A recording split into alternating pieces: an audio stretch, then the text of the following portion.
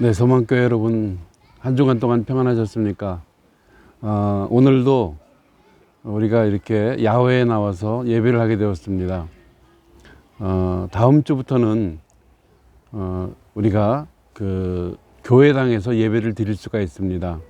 7월 4일 첫 주일부터 예전처럼 그 마스크 쓰고 그렇게 예배를 드릴 수가 있습니다. 구체적인 광고는 나중에 이제 그 개별적으로 하겠습니다만은 기대하시고 기쁜 마음으로 또 다음 주일날 교회에서 모여서 예배할 수 있도록 그렇게 준비해 주시기를 예수 그리스도의 이름으로 위탁드립니다. 이제 사도신경으로 신앙 고백하심으로써 6월 마지막 주일 예배 시작하시겠습니다. 전능하사 천지를 만드신 하나님 아버지를 내가 믿사오며 그 외아들 우리 주 예수 그리스도를 믿사오니 이는 성령으로 잉태하사 동정녀 마리아에게 나시고 본디오 빌라도에게 고난을 받으사 십자가에 못 박혀 죽으시고 장사한 지 사흘 만에 죽은 자 가운데서 다시 살아나시며 하늘에 오르사 전능하신 하나님 우편에 앉아 계시다가 저주로서 산자와 죽은 자를 심판하러 오시리라. 성령을 믿사오며 거룩한 공예와 성도가 서로 교통하는 것과 죄를 사하여 주신 것과 몸이 다시 사는 것과 영원히 사는 것을 믿사옵나이다. 아멘. 오늘 교동문은 125번입니다. 125번.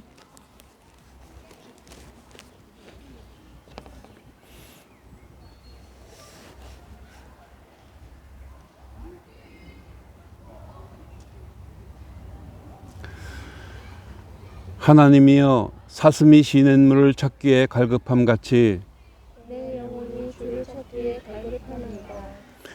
내 영혼이 하나님 곧 살아계시는 하나님을 갈망하나니 내가 어느 때에 나아가서 하나님의 얼굴을 배울까. 사람들이 종일 내게 하는 말이 네 하나님이 어디 있느냐 하오니 내 눈물이 주야로 내 음식이 되었도다. 내 영혼아 내가 어찌하여 낙심하며 어찌하여 내 속에서 불안해하는가. 너는 하나님께 소망을 두라. 그가 나타나 도우심으로 말미암아 내가 여전히 찬송하리로다. 낮에는 여호와께서 그의 인자하심을 베푸시고 밤에는 그의 찬송이 내게 있어 생명의 하나님께 기도하리로다. 내 반석이신 하나님께 말하기를 어찌하여 나를 잊으셨나이까. 내가 어찌하여 원수의 앞뒤로 말미암아 슬프게 다니나이까 하리로다. 내 뼈를 찌르는 칼같이 내 대적이 나를 비방하여 늘 내게 말하기를 하나님이 어디 있느냐 하리로다. 내 영혼아 내가 어찌하여 낙심하며 어찌하여 내 속에서 불안해하는가. 너는 하나님께 소망을 두라. 나는 그가 나타나 도우심으로 말미암아 내 하나님을 여전히 찬송하리로다. 아멘. 예, 잠깐 기도하시겠습니다. 거룩하신 아버지 하나님 은혜 감사합니다. 오늘 6월 마지막 주일을 맞이하여서 이렇게 또 야외에 나와서 예배를 하게 되었습니다. 이 예배도 영과 진리로 예배할 수 있는 귀중한 예배가 되게 하여 주시옵소서. 그리고 다음 주일부터는 교회당에서 모여 우리 모두 함께 예배할 수 있는 귀한 은총을 베풀어 주시옵소서. 언제나 우리 소망교회를 사랑하여 주시고 지켜주신 주님의 은혜를 진심으로 감사드립니다. 모든 어려운 문제들이 다 해결될 수 있게 해 주시옵시고 건강한 모습으로 하나님의 영광을 높이 드러낼 수 있는 저희들 모두로서 부족함이 없게 하여 주시옵소서. 오늘도 시간 성령님께서 우리 한 사람 한 사람을 오른손으로 꼭 붙잡아 주시옵시고 하나님께 영광 돌려드리기에 부족함이 없는 귀하고 복된 은혜의 시간이 되게 하여 주시옵소서. 또한 오늘 예비된 말씀을 인하여서 또 하나님께 큰 위로를 받으며 격려함을 얻을 수 있는 복된 시간 되게 하여 주시옵소서. 감사합니다.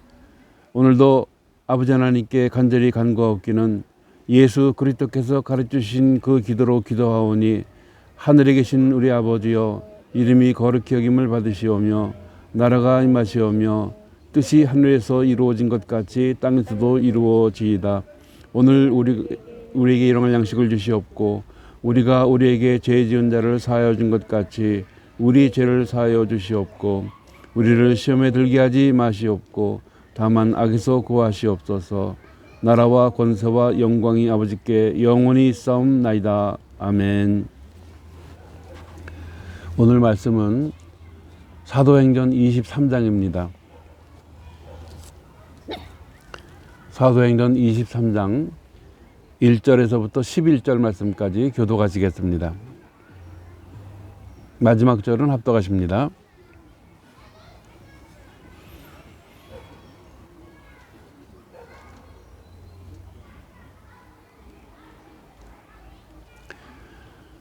바울이 공회를 주목하여 이르되 여러분 형제들아 오늘까지 나는 범사의 양심을 따라 하나님을 섬겼노라 하거늘 대제사장 아나니아가 바울 곁에 서 있는 사람들에게 그 일을 치라 명하니 바울이 이르되 회칠한 담이여 하나님이 너를 치시리로다. 네가 나를 율법대로 심판한다고 앉아서 율법을 어기고 나를 치라 하느냐 하니 곁에 선 사람들이 말하되 하나님의 대제사장을 내가 역하느냐. 바울이 이르되 형제들아 나는 그가 대제사장인 줄 알지 못하였노라. 기록하였을 때 너의 백성의 관리를 비방하지 말라 하였느니라 하더라. 바울이 그 중 일부는 사두개인이요 다른 일부는 바리새인인 줄 알고 공회에서 외쳐 이르되 여러분 형제들아 나는 바리새인이요 또 바리새인의 아들이라 죽은 자의 소망 곧 부활로 말미암아 내가 신문을 받노라. 그 말을 한즉 바리새인과 사두개인 사이에 다툼이 생겨 무리가 나누어지니 이는 사두개인은 부활도 없고 천사도 없고 영도 없다 하고 바리새인은 다 있다 하니라.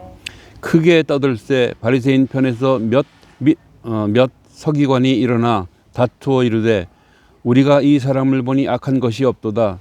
혹 영이나 혹 천사가 그에게 말하였으면 어찌하겠느냐 하여 큰 분쟁이 생기나 천부장은 바울이 그들에게 찢겨질까 하여 군인을 명하여 내려가 무리 가운데서 빼앗아 가지고 영내로 들어가라 하니라.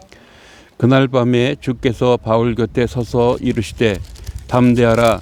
네가 예루살렘에서 나의 일을 증언한 것 같이 로마에서도 증언하여야 하리라 하시니라. 아멘. 네. 아까 그 시작할 때 잠깐 말씀을 드렸습니다마는 다음 주부터는 우리가 루터하우스 교회 예배당에서 예배할 수 있습니다. 다만 마스크는 계속 착용을 하고 또 예배당에 올 때 그 일지 쓰는 거, 이름과 전화번호 쓰는 거, 주소 그것은 계속해서 이제 해야 됩니다. 그리고 한 가지 이제 찬송도 부를 수가 있는데 찬송은 이 허가된 그 마스크를 쓴 상태에서 찬송을 할 수가 있다고 그럽니다. 그러니까 우리 마스크를 쓰고 이제 마음껏 찬송도 부를 수 있도록 그렇게 했으면 좋겠습니다.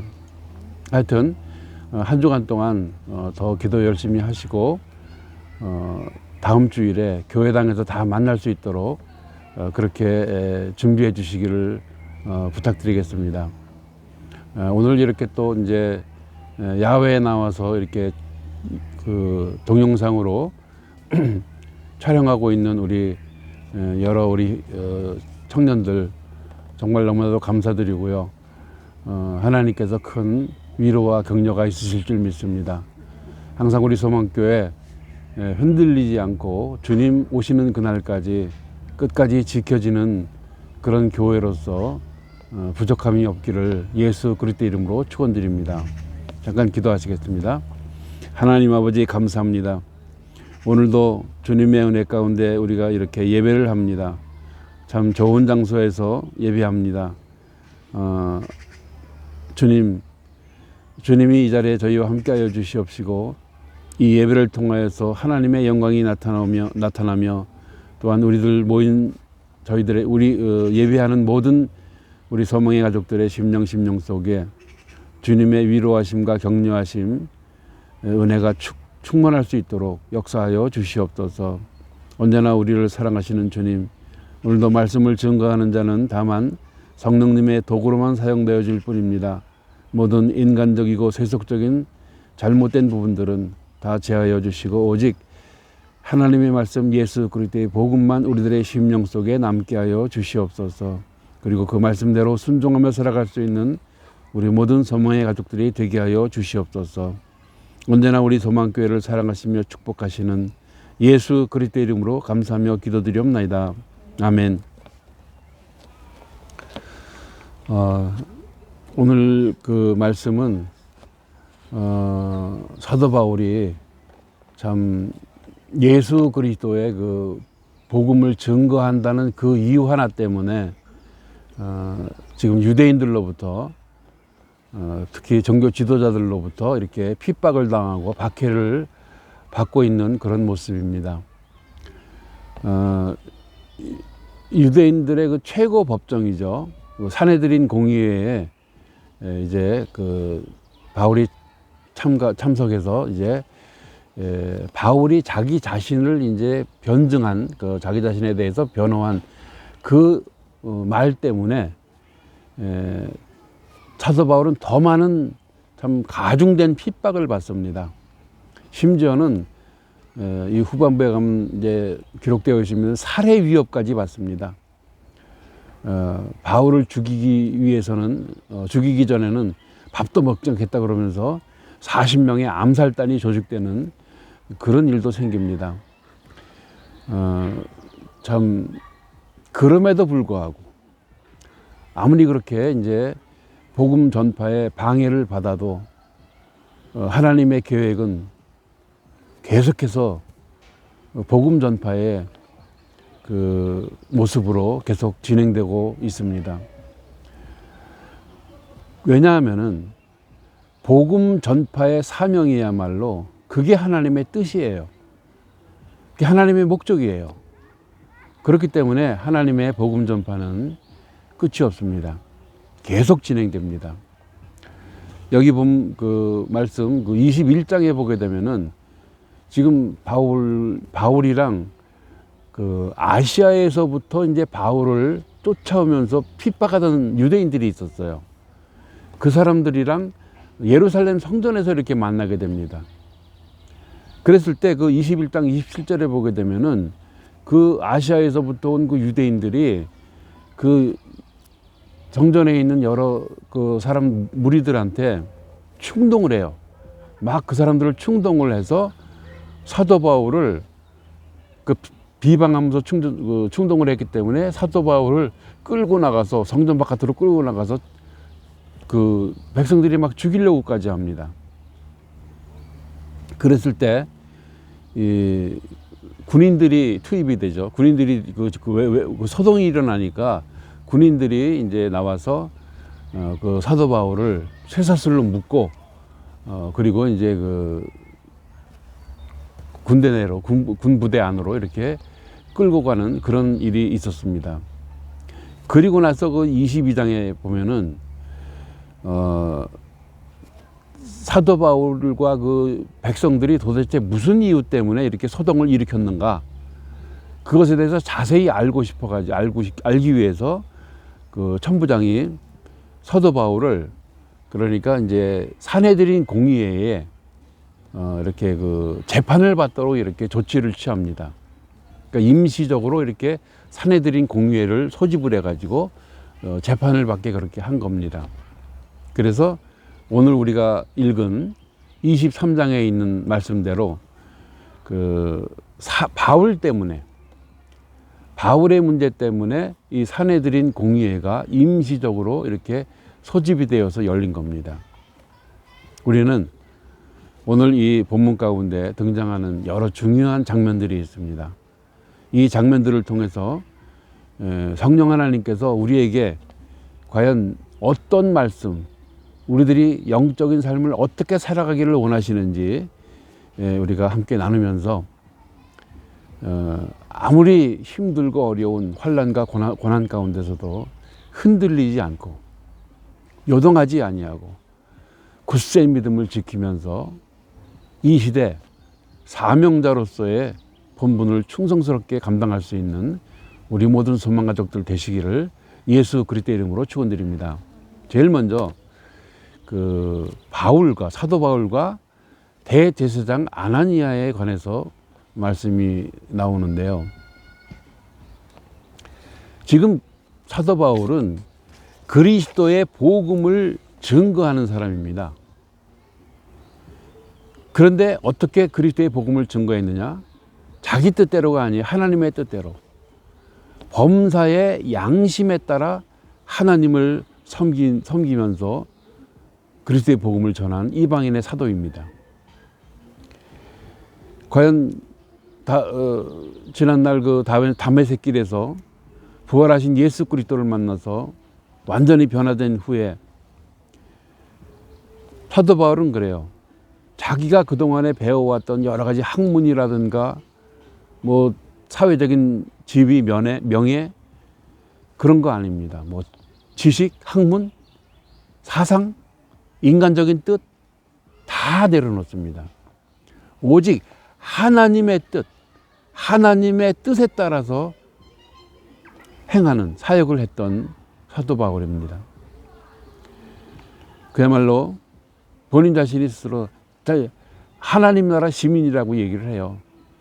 그렇게까지 이야기하면서 그는 하나님의 뜻을 이루었던 사람입니다. 지금 바울은 그 사내들인 공의회 앞에서 지금 선한 양심대로, 자기의 양심대로 거듭난 자의 양심으로서 지금 살아왔다라는 그 신앙 고백을 하고 있는 것입니다. 그렇습니다, 여러분. 선한 양심으로만 하나님을 바로 섬길 수가 있어요. 믿음 생활 바로 할 수가 있는 거예요. 바울처럼 살아야 됩니다. 만일 우리가 진심으로 하나님을 잘 섬기고 이웃을 내 자신처럼 사랑하는가? 우리의 선한 양심이 그것을 우리에게 물어본다면, 질문한다면은 우리는 진실되게 응답할 수 있어야 된다라는 얘기예요. 나는 하나님을 섬기고 있다. 이웃을 사랑하고 있다라고. 그런 사람이 진정한 성도입니다. 올바른 그리스도인입니다. 그렇지 못하다면 회개해야 돼요. 회개하고 바울처럼 선한 양심을 가지고 하나님을 섬기고 이웃을 사랑해야 되는 것입니다. 하나님의 뜻에 따라 하나님을 섬기고 또 이웃을 우리 자신처럼 사랑할 때 우리는 비로소 바울처럼 양심의 가책을 받지 않을 수가 있다라는 말씀입니다. 우리 항상 뭔가 부족해요. 좀 더 잘할 걸, 좀 더 열심히 할 걸 하면서 우리는 늘 우리 자신을 자책할 때가 있습니다. 그런데요, 바울은 그렇게 자기 선한 양심대로 하나님의 뜻을 이루었던 사람인데 오늘 여기에 등장하는 사내들인 공의회를 주관하고 있는 대제사장 아나니아 같은 사람을 보십시오. 그는 그러질 못했습니다. 대제사장이면은 유대 종교 지도자예요. 네. 사내들인 공의회를 이제 의장으로서 주관하고 있는 사람입니다. 그런데 이 사람은 어떤 사람인가 하면요, 아나니아라는 사람은 뭐 아나니아와 삽비라 그 사람이랑 같은 인물이 아닙니다. 주후 47년경에 그러니까 헤롯 왕에게 이제 지명을 받아가지고 대제사장이 된 사람이에요. 그러니까 뭐 정식으로 이렇게 율법 규정에 따라서 이렇게 대제사장이 된 사람이 아닙니다.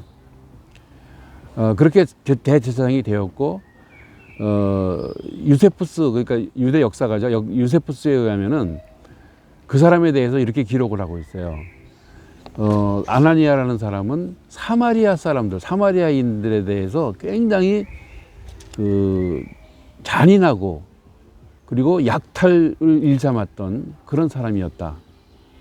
또 그 권세자로서 폭력과 암살을 일삼았던 악행자라고 그렇게 기록하고 있습니다.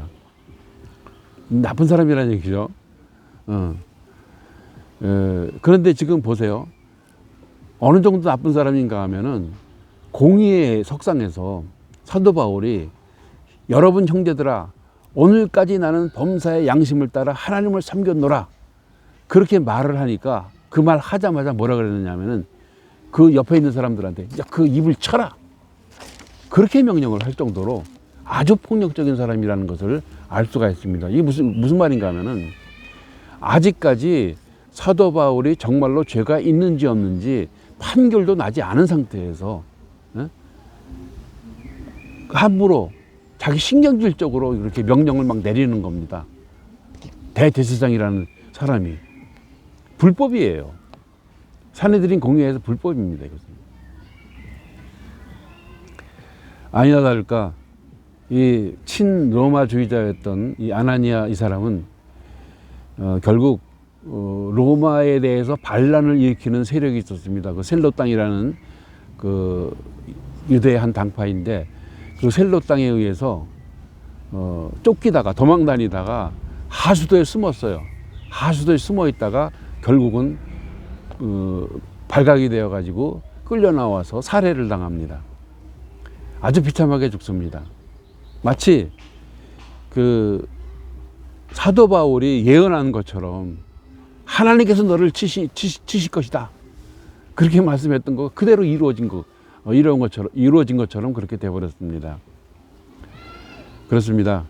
아무리 대제사장이고 유대 백성들의 지도자일지라도 불의하고 부도덕한 사람, 이게 폭력적으로 이제 악을 행하는 사람들에 대해서는 하나님께서 반드시 심판하시는 거예요.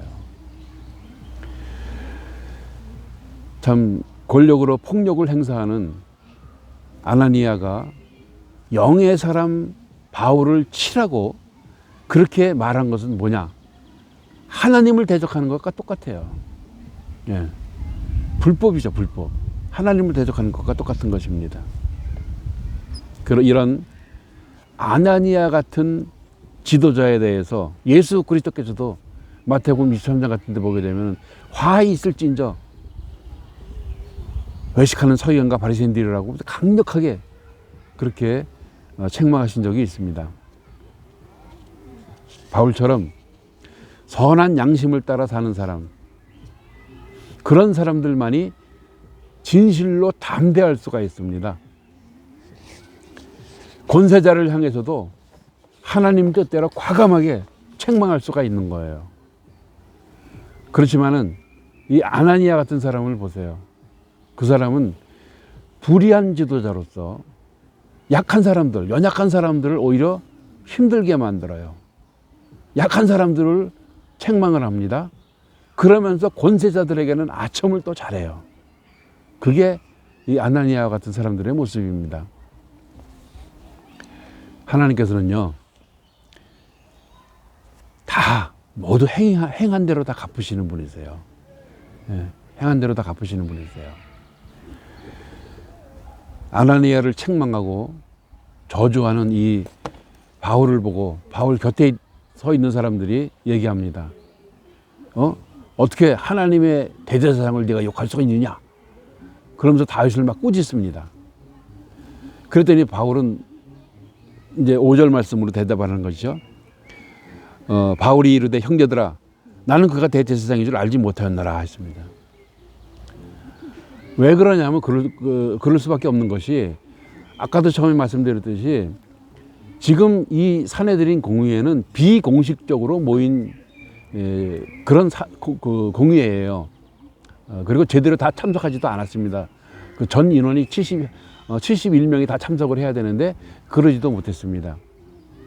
그런데다가 지금 대제사장이라는 아나니아라는 그 사람은 제대로 복장도 제대로 갖추지 않았어요. 정장을 하지 않은 상태에서 지금 그 회의를 갖다가 진행을 한 겁니다. 그랬기 때문에 사도 바울이 모를 수밖에 없었겠죠. 그렇지만 사도 바울은 분명하게 얘기합니다.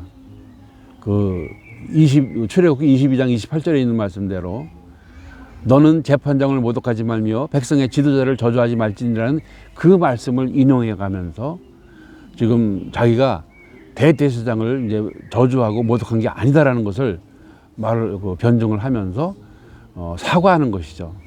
내가 잘못했다 그러고 사과하는 것이죠. 그러니까 사도 바울이 참 선한 양심대로 그야말로 담대하게 하나님의 뜻을 행하는 데 있어서는 아주 용감했었지만은요. 그러나 그렇다고 해서 예의를 무시하는 그런 무례한이 아니었음을 보여주고 있습니다. 우리들 중에 가끔 그런 사람들이 있죠. 교회 열심히 일하는 이유 때문에 오히려 그냥 막 막말하기도 하고 막 사람들에게 욕을 하기도 하고 하는 그런 경우가 있을 수가 있는데 그런 건 안 된다라는 거예요. 바울처럼 해야 됩니다. 네. 말씀대로 살아야 됩니다. 뜻대로 살아야 됩니다. 그리스도의 복음을 증거하는 사도 바울, 그는 그야말로 구약 시대 때 선지자와 똑같은 신분이에요. 똑같은 신분으로서의 사도의 신분을 가진 사람입니다. 그렇기 때문에 아무리 높은 지위에 있는 사람일지라도 하나님의 뜻을 증거함에 있어서는 조금도 주저함이 없었어요. 담대하게 그렇게 말을 할 수가 있었던 것입니다. 우리도 마찬가지입니다, 여러분. 이 사도 바울처럼 선한 양심대로 선한 양심을 가지고 하나님을 섬기고 이웃을 사랑하는 가운데 하나님의 뜻에 순종하면서 살아가는 것이 그것이 옳은 삶이라는 거예요. 그게 옳은 삶입니다. 참 이런 말 우리가 많이 들었을 거예요. 믿음 생활하면서.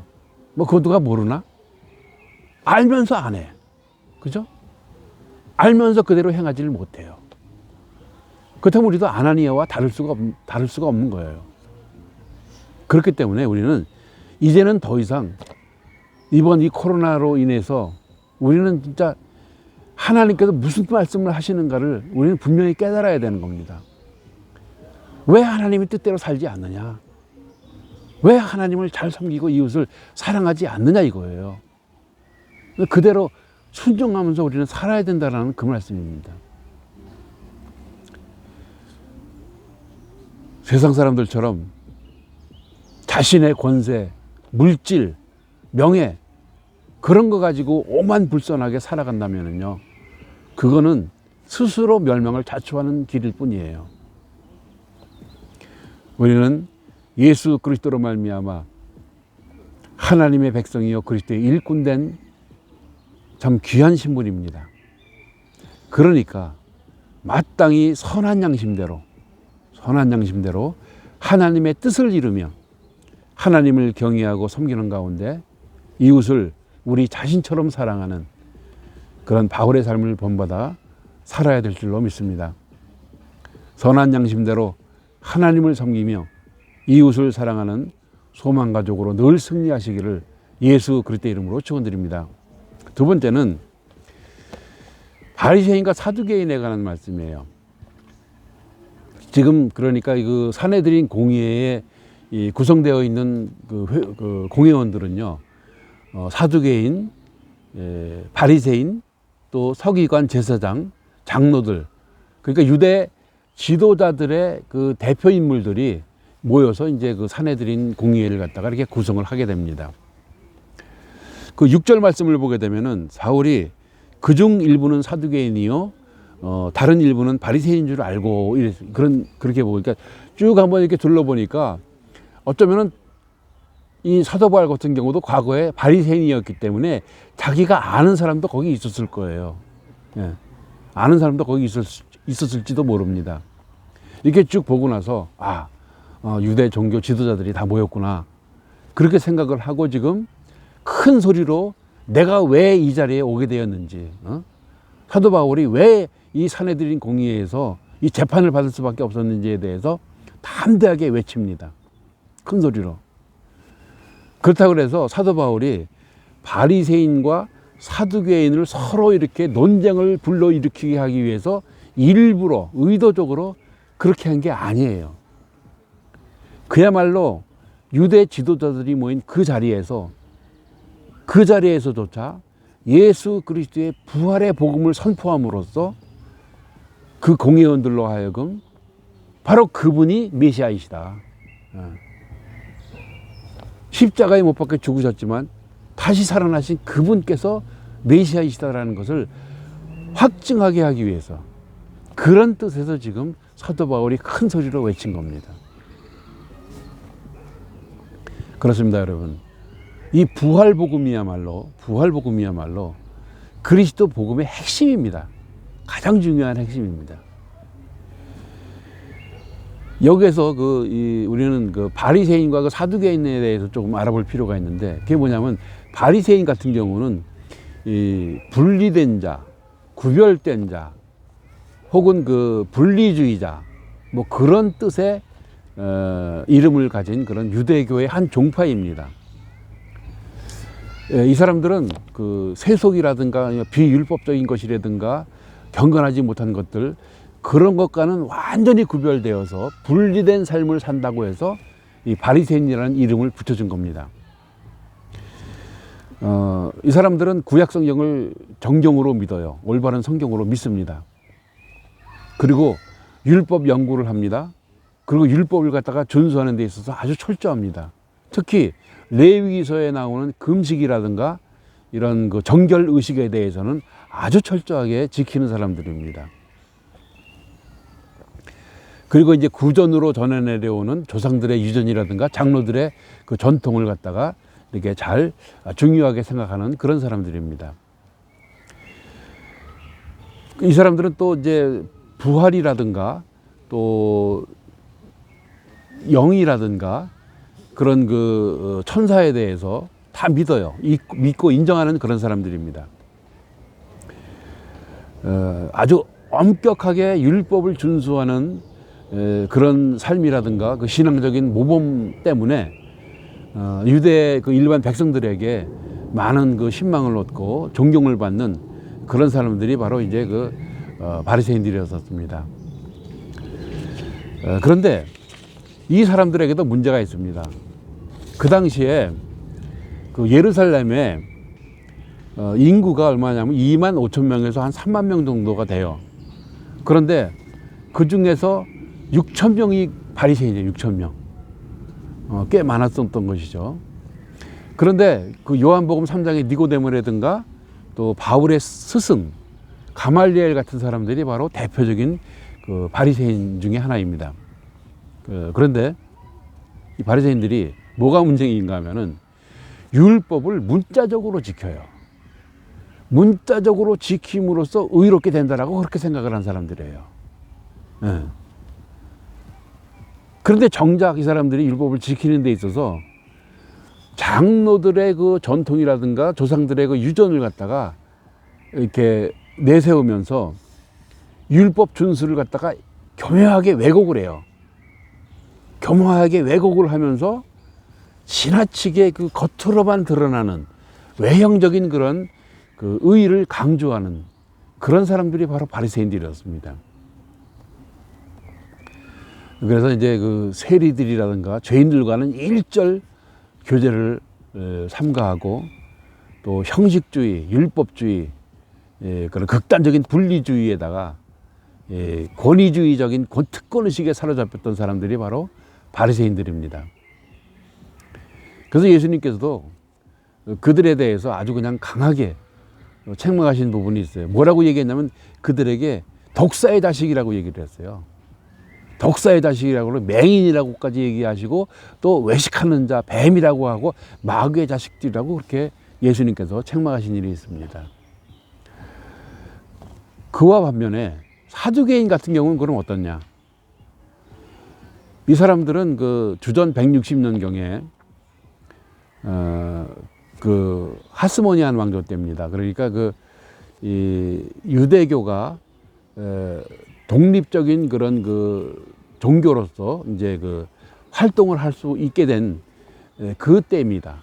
주전 160년인데 BC 160년경에 사독 제사장의 후예라고 스스로 자처하면서 그 제사장의 무리들이 모여가지고 조직된 유대교의 한 종파가 바로 사두개 종교, 사두개인입니다. 이 사람들은 대제사장을 중심으로 해가지고 또 주로 귀족들의 권익을 갖다가 이렇게 세워주는 일종의 정치 집단이에요. 정치 집단. 물론 모세 오경은 다 받아들이지만은 장로들의 유전은 이제 거부하는 그런 사람들이었습니다. 그래서 그런지 부활이라든가 천사라든가 뭐 영혼이라든가 영생 같은 것에 대해서는 믿지를 않습니다. 믿지를 않는 그런 사람들이 바로 이 사두개인들입니다. 그러니까 이 바리새인과 사두개인들은 완전히 틀리죠. 완전히 다른 그런 교리를 가지고 있는 사람들입니다. 그래서 이 사람들을 물질주의자라고 그렇게 이야기하기도 하고, 너무 현실적인 것만 생각한다 그래서 현실주의자라고 그렇게 이야기하기도 합니다. 이 사람들은 또 대제사장의 직분을 갖다가 이 사람들이 독점을 해요.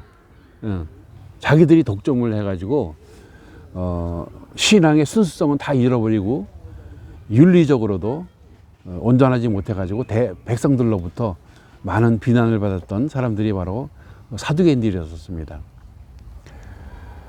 물론 예수님께서도 이들을 갖다가 마태복음 16장 같은 데 보면 비난했던 그런 적이 있습니다. 이렇게 세속적인 사두개인들은 정치와 이렇게 딱 손을 잡고 야합을 하고 정치 운동에 많이 나섰어요. 정치를 좋아해요, 정치를. 모세 오경을 믿는다고 하면서 그것을 자기들 마음대로, 자기들 방법대로 해석을 해서 적용하는 그런 일을 했었습니다. 나중에는 헬라 문화까지도, 풍속까지도 받아들여가지고 결국 유대 종교 지도자로서 이 정치 방면으로 많이 활동했던 사람들이 바로 사두개인들입니다. 높은 사람들은 많이 알고 있죠. 부자들과 높은 사람들은 많이 알고 있지만은 이런 평민들에게는 옳게 인정받지 못하는 그런 사람들이 사두개인들이었습니다. 근데 오늘 공의의 석상에서 어떻습니까, 여러분? 부활의 메시지예요. 부활의 메시지를 통해서 예수 그리스도께서 메시아이심을 확증하려고 했던 그 사도 바울의 복음을 듣고 나서 바리새인과 사두개인들 사이에 논쟁이 생겼어요. 그건 맞다 틀리다 하면서 말이죠. 심지어는 두 종파의 그 분쟁으로 말미암아 막 치고받고 난투까지 벌였습니다. 그렇게 돼서 이제 이 천부장 루시아 천부장입니다. 이름은 루시아인데 그 사람이 안 되겠다. 사도 바울이 다치겠다. 찢겨지겠다 그래가지고서는 사도 바울을 빼앗아서 다시 이제 군부대로 이렇게 데리고 가게 됩니다. 참 사도 바울은 아까도 말씀드렸듯이 바리새인 출신이에요. 자기도. 바리새인 출신이었기 때문에 바리새인 공회원들의 지지를 받습니다. 지지를 받았지만은 대제사장을 비롯한 사두개인들로부터는 더 큰 분노를 사게 되었죠. 결국 바울을 재판하려고 했던 그 공의의 흐름이 부활교리 논쟁으로 이렇게 완전히 바뀌어져서 사두개인과 바리새인들 사이에 아주 더 큰 분열이 심화된 그런 모습을 말씀을 통해서 지금 보여주고 있습니다. 그런데요, 여기 이 사건으로 말미암아 그 바리새인들이 메시아를 기다린다는 것에 대해서 또 죽은 자의 부활에 대해서 간절히 소망하고 있다는 그런 면에 있어서는 우리 그리스도인들과 다를 게 없어요. 그런데 무엇이 문제인가 하면은 그 바로 메시아이신 주 예수 그리스도를 인정하지 않는다라는 거예요. 아주 근본적인 그런 우리와의 차이점이 있는 것이죠. 예. 우리 주 예수 그리스도의 부활하심을 통해서 그분께서 메시아이심이 이미 증거가 되었습니다. 그래서 유대인들도 부정할 수가 없게 되었어요. 아무리 종교 지도자 아니라 뭐래도 말이죠. 그렇게 되었다라는 것을 오늘 이 말씀에서 우리들에게 보여주고 있는 겁니다. 그 자기들도 알고 있으면서 자꾸만 그걸 갖다가 감추려고 그러고 이렇게 왜곡시키려고 하고 했던 그 당시에 종교 지도자들의 모습이었던 것입니다. 복음의 진리, 부활신앙과 다시 오실 그리스도에 대한 소망 가운데 흔들림 없는 사랑의 헌신으로서 신랑 예수 그리스도와의 영원한 삶을 지금 여기서부터 늘 행복하게 누릴 수 있는 저와 우리 소망교회 모든 가족들 되시기를 예수 그리스도 이름으로 축원드립니다. 끝으로 주님의 위로의 말씀이 있습니다. 11절 말씀에 우리 주님께서는요, 그 제자들을 끝까지 사랑하신다고 마태복음 13장에 말씀하고 계시죠. 끝까지. 그런가 하면은 힘들 때마다, 어려울 때마다 주님은 그들을 보살펴 주시면서 위로의 말씀으로 그들에게 위로를 주십니다. 사도 바울도 마찬가지예요. 뭐 여러 환상들을 통해 가지고 주님의 위로를 여러 차례 받았습니다. 그런데 이번 경우처럼 11절 말씀처럼 말이죠. 주께서 바울 곁에 서서 이르시되 이렇게 친근하게 이렇게 긴박하게 주님께서 찾아오셔서 누군가를 위로하시는 건 이게 처음이에요. 그만큼 상황이 중대했다라는 것을 우리들에게 말씀해 주시는 것입니다. 하나님의 일꾼이 그야말로 아주 위험에 극한 상황에 처해졌을 때, 도저히 인간적인 어떤 힘으로서는 해결할 수 없는 그런 지경에 이르렀을 때 주님께서는 특별하게 위로를 하십니다. 특별하게. 이를테면은 7배나 더 뜨거운 풍부불 속에서 다니엘의 세 친구와 함께 하셨던 그 주님처럼 말이죠. 우리 주님은 우리가 도저히 감당할 수 없는, 감당할 가망성이 전혀 없다라고 느껴질 그때, 그 순간에, 그 자리에 바로 곁에 서서 우리와 함께 하시는 분이십니다. 우리를 위로하시는 분이십니다. 오늘은 사도 바울 꿈속에서 주님이 찾아오신 것으로 그렇게 해석하고 있는데요. 꿈에 찾아오셔서 계시의 말씀으로써 바울에게 큰 힘을 주고 용기를 불어넣어 주고 계십니다. 그리고 로마 복음 선교의 비전을 다시 한번 재확인시켜 주시는 것입니다. 그러니까 앞에 보면 그 19장 21절에 그 사도 바울이 로마로 가야 되겠다 하는 그런, 로마로 가고자 하는 그런 소망에 대해서 이야기한 적이 있어요.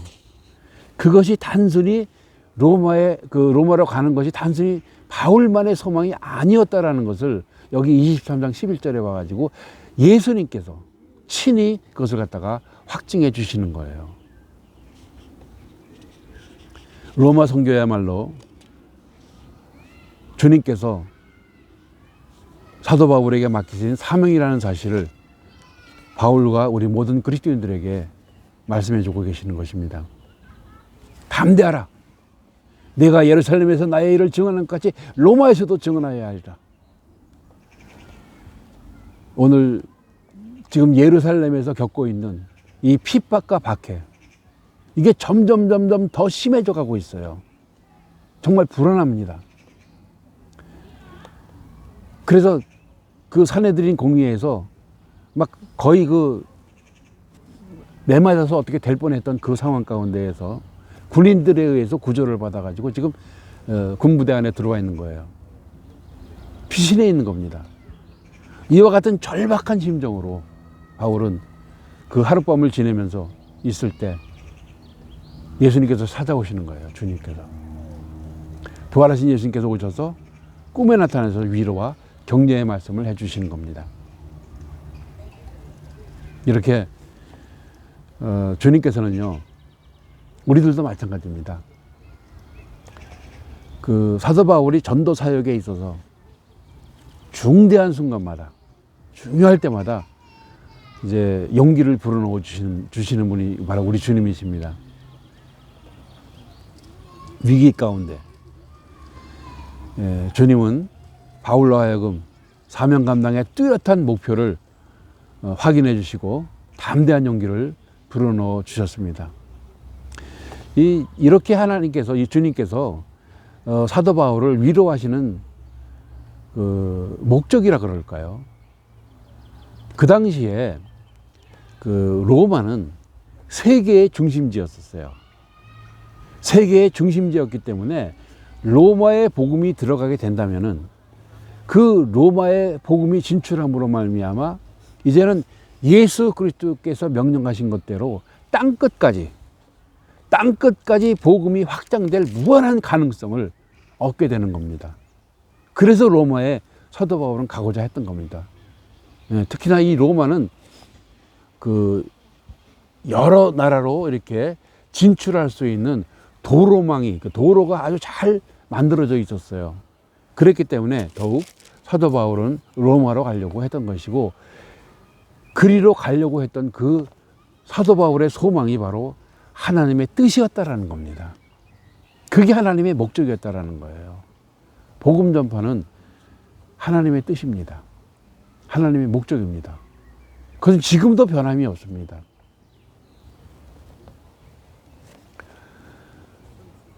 지금 우리가 살고 있는 독일 같은 경우도 한번 생각해 보십시오.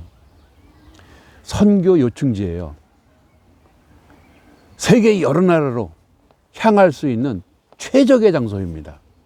아프리카 갈 수 있습니다. 예? 유럽, 아시아, 어디든 갈 수 있습니다. 우리가 여기 살고 있는 중요한 의미를 그리스도의 복음과 더불어 깊이 묵상하는 저와 여러분들 다 되시기를 예수 그리스도의 이름으로 부탁드립니다. 왜 우리가 여기 있을까? 여기서 살고 있을까? 여러 가지로 힘들고 어려운 현실 가운데 주님은 우리와 늘 함께 하십니다. 우리를 위로하시고 격려해 주십니다.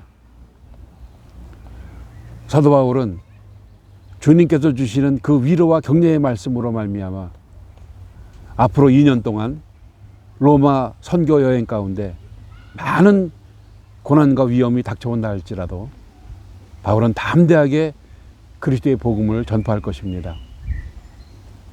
참 죄 없는 죄수의 신분으로 로마까지 호송되고 로마 감옥에 연금된 상태에서 찾아오는 사람들을 상대로 해서 주님의 복음을 끝까지 그는 전파할 것입니다. 이와 같은 기회, 이와 같은 방법 다 하나님께서 마련해 주신 거예요. 하나님께서. 우리도 마찬가지고요. 그러므로 약한 마음 가져서는 안 되는 겁니다. 강하고 담대한 마음으로 복음을 증거해야 되는 거예요. 주님의 위로를 받은 바울은 실망하거나 포기하지 아니하고 모든 어려움을 이기며 복음의 증인으로서 주님 약속의 말씀을 다 성취하게 될 것입니다. 현실의 고난, 미래의 염려 모두 이기고 승리할 수 있는 유일한 방법, 주님의 위로의 말씀밖에 없습니다. 이사야서 41장 10절에 있는 것처럼 두려워 말라, 내가 너와 함께 함이니라. 놀라지 말라, 나는 네 하나님이 됨이라. 내가 너를 굳세하리라. 참으로 내가 너를 도와주리라. 참으로 나의 의로운 오른손으로 너를 붙들리라. 또 시편 50편 15절에 보면은 이런 말씀이 있습니다. 환난 날에 나를 부르라. 내가 너를 건지리라. 네가 나를 영원하게 하리로다. 이처럼 하나님의 말씀은 끊임없이 우리에게 위로와 격려의 말씀을 주고 계십니다.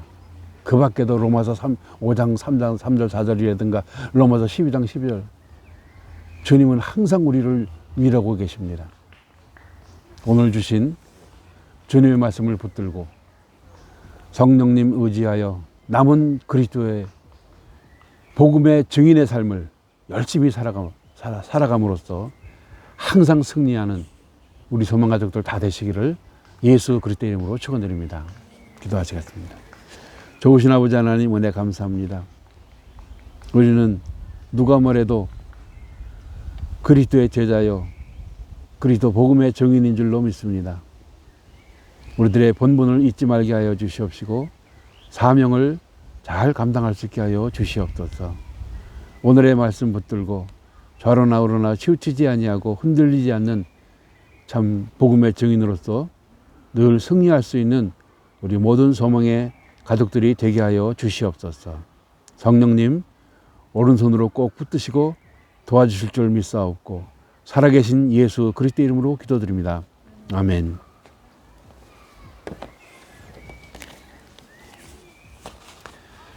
살아계셔서 나와 동행하시는 주님께 감사 찬양 올려드립니다. 세상의 헛된 욕심 버리고 주님만을 따르게 하소서 감사드립니다. 항상 주를 찾고 의지합니다. 주일 헌금. 좋으신 아버지 하나님 은혜 감사합니다. 주의 사랑하는 백성들이 이와 같이 말씀 따라 빈손으로 나오지 아니하고 귀한 예물을 구별하여 주님께 드립니다. 주님 오른손으로 받으시고 양손으로 축복하여 주시옵소서. 늘 형통하게 하여 주시고 늘 평탄하게 하여 주시옵소서. 영육간에 건강하게 하여 주시옵소서. 주님 좋은 소식으로 서로 함께 기뻐하며 감사할 수 있게 하여 주시옵소서. 그리고 우리의 맡은 바 본분을 다할 수 있는 저희들 모두가 되게 하여 주시옵소서.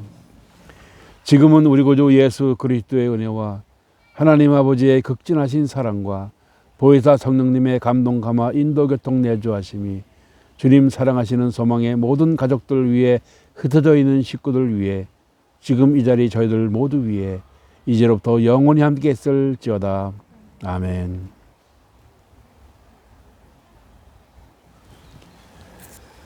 네, 수고하셨습니다.